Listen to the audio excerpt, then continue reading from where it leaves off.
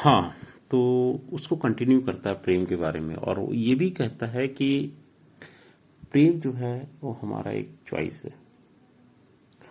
अब हम किसी से प्रेम करें ना करें ये हम पर डिपेंड करता है। और कभी भी जो रिलेशनशिप है उसमें ये जरूरी नहीं है कि दोनों तरफ से प्रेम हो। जरूरी है लंबा खींचने के लिए प्यादा प्यार, लेकिन पहला जिम्मेवारी जो बनता है आप पर बनता है, हमेशा आप पर बनता है।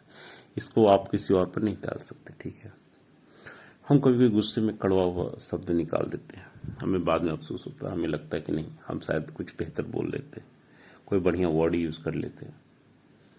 और यहां पर आपका चॉइस दिखता है कि क्या आप ये बात रियली फील कर पाए, और फील कर पाए तो क्या आप ये दूसरी बार गलती रिपीट करते नहीं करते।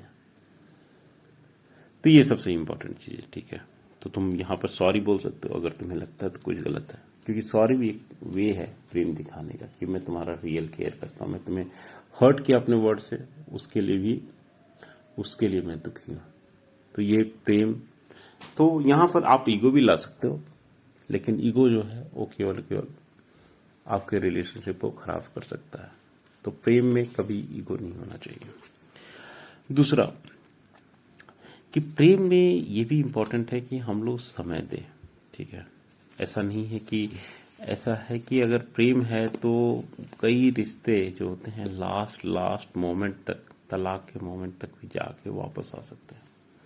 लेकिन आपको जिस समय जिस सेकंड आपने ये डिसीजन कर लिया कि नहीं प्रेम होना चाहिए, प्रेम आपका, आप चाहते हैं मैं प्रेम ही करना चाहता हूँ, तो बहुत रिलेशनशिप सुधर सकते हैं, ठीक है। तो ये प्रेम जो है आपका एक चॉइस है।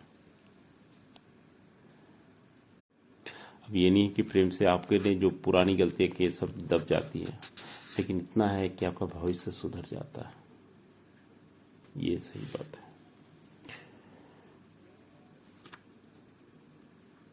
और जब आप बेसिकली प्रेम को अपना चॉइस बनाते हैं तो उस समय आप ये इंश्योर करते हो कि इससे इससे क्या होता है कि आप जब किसी को प्रेम देते हो या कोई डिसीजन लेते हो कि हम प्रेम करेंगे, तो जितनी भी आप पिछली गलतियां हुई थी, पिछली असफलताएं हुई थी, सभी एक साइड हो जाती हैं, क्योंकि आपके मन में प्रेम है।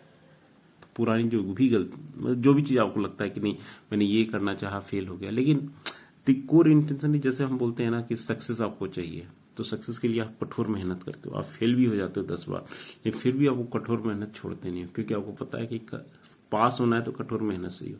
वैसे ही जो रिश्ता होता है वो केवल प्रेम से सुधर सकता है।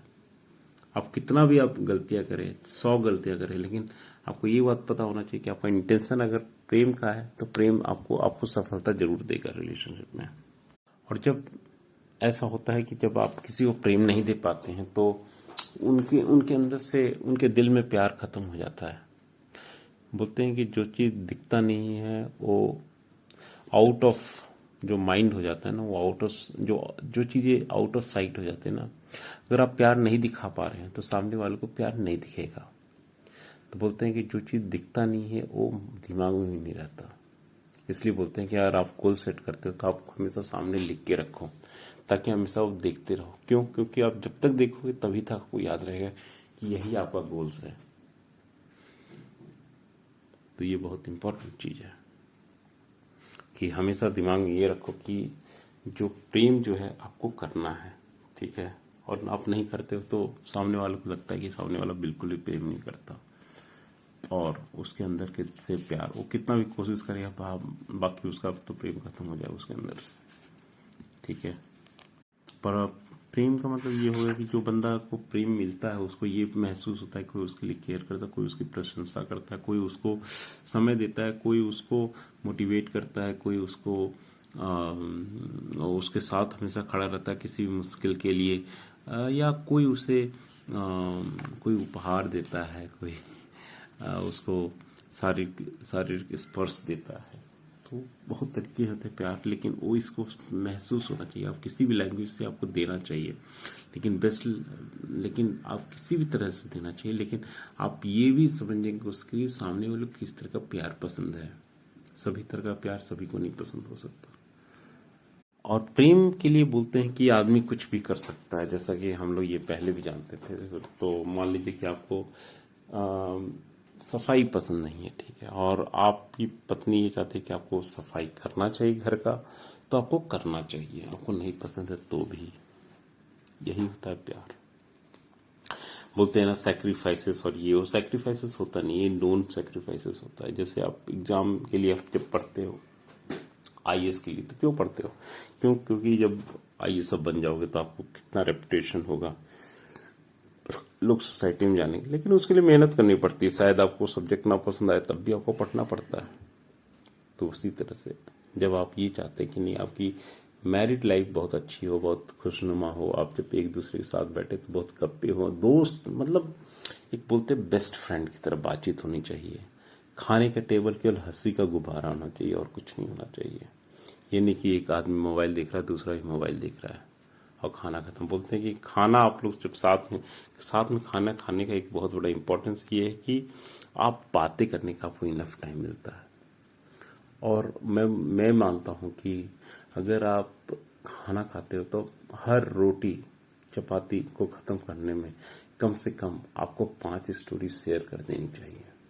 तो आप ये सोचिए कि जो खाने का एक्चुअल टाइम होता है, देखा जाए तो 10 मिनट भी नहीं लगता है आजकल के खाने को, जितना हम लोग जिस तरह का खाना खाते हैं। लेकिन हमें उसकी जगह पर 45 मिनट का वो खाना का होना चाहिए। जब आप टेबल में बैठे तो 45 मिनट तक आप खाना खाते रहे और गप्पे करते रहे। वैसे ही आप जब प्रेम देना है तब देना है, और देने का मतलब यही है कि आपको करना है, उसके लिए क्या करना है, उसको क्या पसंद है, और उसका मन है कि नहीं आपको झाड़ू पोछा करना चाहिए, आपको करना चाहिए। यू कैन नॉट से आई डोंट लाइक। हाँ, मैं कुछ चीजें हो सकती है आपको बिल्कुल ही नहीं पसंद हो, लेकिन बहुत चीजें होती है कि ओके ओके, मेरे को इतना भी बुरा नहीं लगेगा अगर करेंगे तो वैसे काम तो कम से कम आपको करना ही चाहिए। ऐसा नहीं है कि सामने वाला आपको नीचा बनाने के लिए ऐसा बोल रहा है, बट का सामने वाले को ऐसा लगा क्योंकि उनने एक माहौल देखा, उन्होंने देखा कि अपने उनके पापा ये सब काम करते थे घर में, या मम्मी वैसा काम करती थी, तो क्या होता है कि वो लोग को ये लगता है कि यही सही तरीका है। देखो, हम लोग भी अपने पेरेंट्स से सीखते हैं, तुम भी अपने पेरेंट्स से सीखते हो कि कैसे बिहेव करना चाहिए। हाँ, ये नहीं बोलता कि उसको आप तकिए कलाम की तरह लकीर के फकीर बने रहो, लेकिन हाँ, ये भी गलत बात है कि वो आप उनसे ज्ञान नहीं लेते हो तो ठीक है। तो बहुत लोग इस तरह से सीखते हैं, तो ये गलत नहीं हो सकता, सही भी नहीं हो सकता। तो प्लीज ट्राई करो कि यू रिस्पेक्ट अदर साइड। और कहा जाता है कि जो पहली शादी होती है उसके टिकने के आसार कम से कम दुगुने होते हैं दूसरी शादी के। इसका रीजन ये होता है कि आप जब पहली शादी करते हो तो उस समय आप पहली बार उस मोड़ में जाते हो जब आप दोनों शादी कर रहे हो। एक दूसरे के साथ रहना, अननोन आदमी के साथ रहना एक डिफरेंट चीज है। तो उस समय जो प्यार बिल्ट होता है, जो ट्रस्ट आप लोग बिल्ड करते हो, वो दूसरी शादी में नहीं बिल्ट होता, क्योंकि उनका भी अलग एक्सपीरियंस है दूसरे आदमी के साथ। तो एक्सपेक्ट करती है दूसरा बिहेवियर आपसे, अपोजिट बिहेवियर। से फॉर एग्जाम्पल, सामने जो पहला शादी जिस लड़की का हुआ वो दूसरी शादी कर रही है, तो उसको लगेगा कि नहीं, जो पहले वाला बंदा था वो बहुत ही कड़वा बंदा था और उसका ये चीज अच्छा था और ये चीज उसमें अच्छा क्यों नहीं है, तो कंपेयर डायरेक्ट कर सकते हैं, राइट। तो ये और भी बहुत साइकोलॉजिकल इफेक्ट है, बट ये है कि कंपेरिजन तुरंत हो जाता है। एक होता है कि आप किसी लड़की को कभी नहीं जानते थे एज ए दोस्त, but as a wife you don't know anyone. तो आप किसी लड़की को आप दूसरी शादी करोगे तो अपनी पत्नी से उसको कंपेयर, मेरी पहली पत्नी ऐसा करती थी, ये सब काम करती थी, तुम क्यों नहीं करती हो। तो ऐसा हो जाता है कि यू आर स्टबॉर्न, नहीं हमको तुमसे ये चाहिए।